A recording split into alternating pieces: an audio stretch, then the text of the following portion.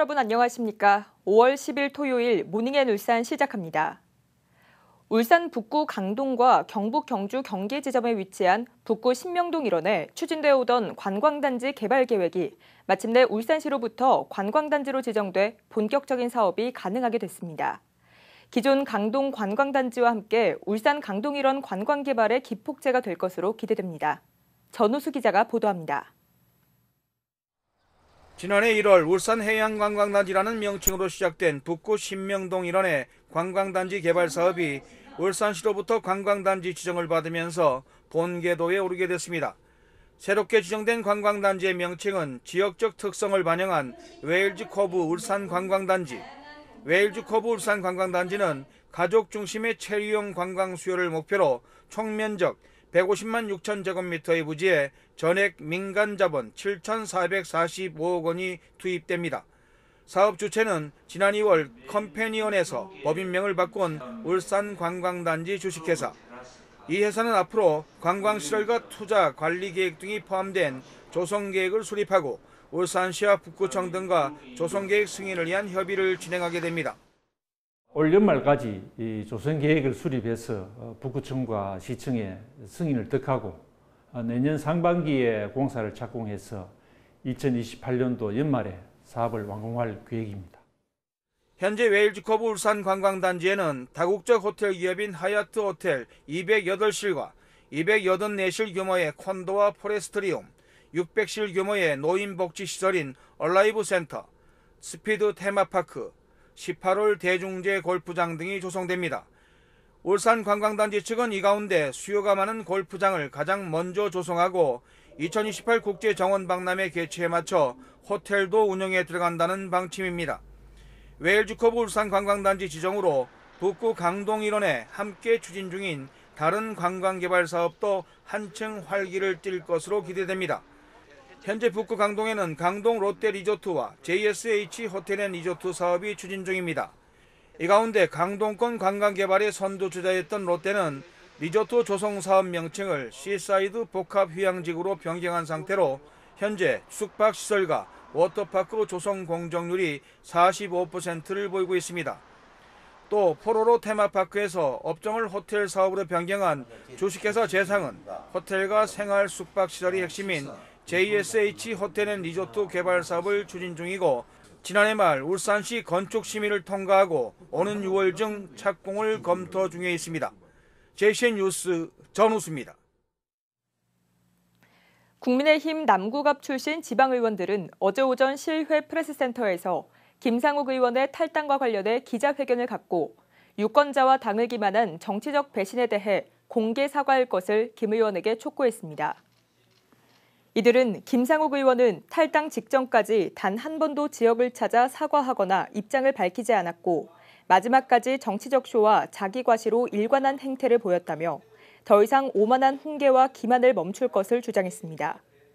그러면서 국민의힘 남구갑 지방의원들은 이번 사태를 계기로 남구갑 재건을 위해 밀알이 되어 보수 진영을 더욱 굳건히 세우고 국민께 희망을 드리는 정치를 하겠다고 말했습니다. 더불어민주당 이재명 대통령 후보 지지 선언이 지역 각계에서 이어지고 있습니다. 어제 울산시의회 프레스센터에서는 산업단지 노동자와 울산 소상공인 살리기 700인 일동, 울산 남구를 사랑하는 주민 300명이라는 이름의 단체들이 잇따라 이재명 후보 지지 기자회견을 열었습니다. 이들은 이재명 후보가 노동자 생명과 안전, 약자 보호, 소상공인과 자영업자에게 믿음이 가는 후보라며 지지 입장을 밝혔습니다. 올해로 21회째를 맞은 울산 쇠부리 축제가 어제 북구청 광장과 달천 철장 일대에서 막을 올렸습니다. 달구고 두드리고 피어오르다를 주제로 열리는 이번 축제는 희망 불꽃 점화식을 비롯해 전시와 체험 등 다채로운 프로그램으로 시민들을 맞이합니다. 북구청 광장에서는 공연과 먹거리 등 대중적인 행사가, 달천 철장 일대에서는 놀이와 체험 중심의 가족 참여형 프로그램이 마련돼 다양한 즐길거리를 제공합니다. 달천 철장과 북구청 광장에서 울산 쇠부리를 더 재미있게 즐길 수 있는 쇠부리 마을과 재활용 캔 업사이클링 체험, 흥 넘치는 공연 등 모두가 함께 참여할 수 있는 프로그램을 많이 준비했습니다. 11일까지 열리는 울산 쇠부리 축제 많이 찾아와 주시기 바랍니다. 울주군 일원 산불 피해 이재민을 돕기 위한 성금 전달식이 어제도 이어졌습니다.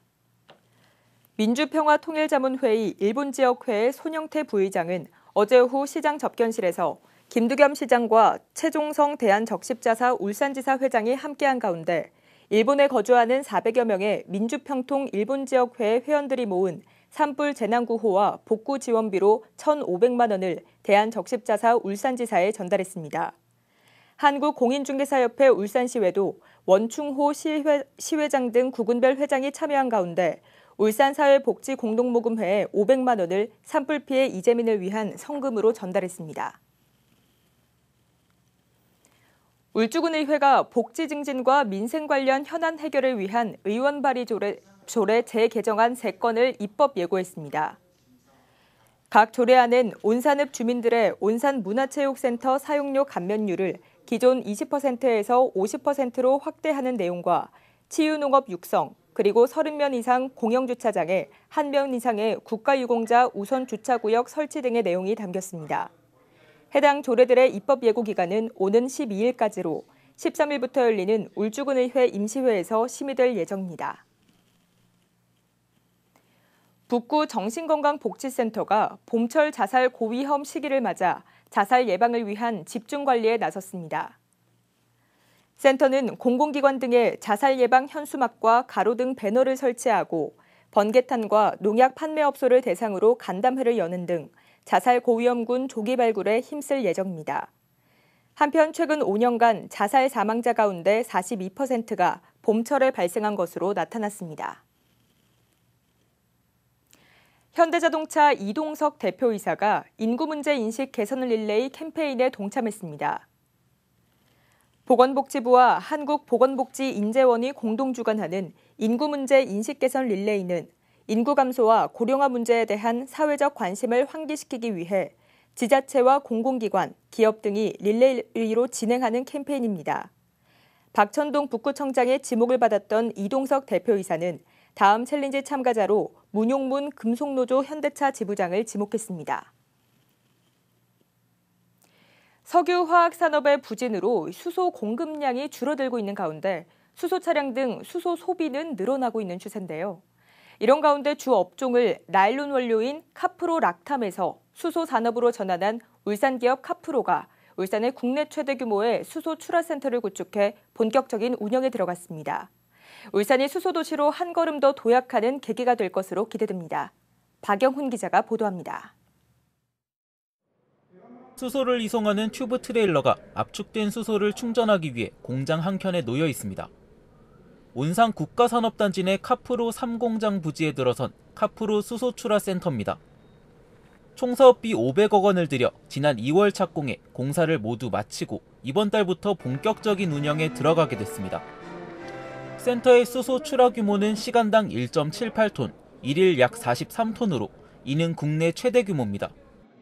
수소 승용차 넥소 8,500대를 하루에 충전할 수 있는 양으로 전국 400개 이상의 수소 충전소에 수소를 안정적으로 공급하며 울산이 수소 공급망의 중심이 되는 데 기여할 걸로 기대되고 있습니다. 이번 출하센터 개선은 울산이 세계적인 수소 도시의 지위를 확고히 하고 수소 밸류체인을 더욱 견고하게 만들어서 우리 울산 수소 경제에 큰 활력이 될 것으로 기대합니다. 나일론의 원료인 카프로락탐을 생산해왔던 카프로는 지난 3월 본사를 울산으로 이전하고 이번 수소 출하센터 건립을 시작으로 주업종을 수소산업으로 전환하겠다는 방침입니다. 향후 수소 연료전지 발전소도 울산에 유치해 울산의 수소 모빌리티 클러스터 구축에도 힘을 보태겠다고 밝혔습니다. 카프로는 수소 출하센터 건립에 이어서 암모니아 크래킹을 통한 수소 연료전지 발전소를 건립하여 청정 에너지를 공급하는 데에 최선을 다하도록 하겠습니다. 이번 국내 최대 규모 수소 출하센터 구축으로 울산이 수소 선도 도시로서 위상을 더욱 공고하게 다질 수 있을지 주목됩니다. JCN 뉴스 박영훈입니다.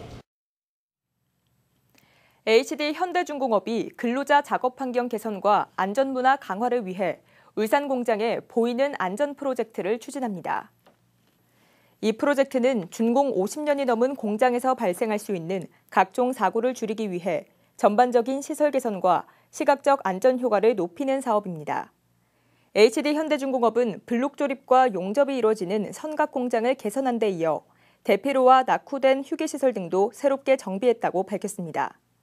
또 공장 외벽 등에도 감성 안전 문구를 새긴 간판과 표지판을 설치했다고 덧붙였습니다. 중구청이 전 세대를 대상으로 AI 교육을 확대합니다. 중구청은 현재 운영 중인 로봇 배움터에서 유아와 초중 고등학생들을 대상으로 산업용 로봇을 작동하는 수업을 하고 있으며 AI 배움터에서도 10대부터 60대까지 전 세대가 참여할 수 있는 AI 교육 프로그램이 진행되고 있다고 밝혔습니다. 중구청은 미래형 첨단 도시로 도약하기 위해서는 AI 교육이 중요한 만큼 행정과 교육 전 분야에 걸쳐 AI 활용 교육을 확대해 나가겠다고 밝혔습니다. 울산의 아파트 전세가가 올해 들어 전국에서 가장 많이 오른 것으로 나타났습니다. 한국부동산원에 따르면 5월 첫째 주 울산의 아파트 전세가는 전주 대비 0.05% 올랐으며 올해 누적 상승률도 1%를 기록해 전국에서 가장 높았습니다. 반면 울산 지역 아파트 매매가는 보합세가 이어지면서 올해 들어 0.11% 상승하는 데 그쳤습니다. 전국적으로 공장과 창고 거래가 늘어난 가운데 울산은 오히려 크게 줄어들어 대조를 보였습니다.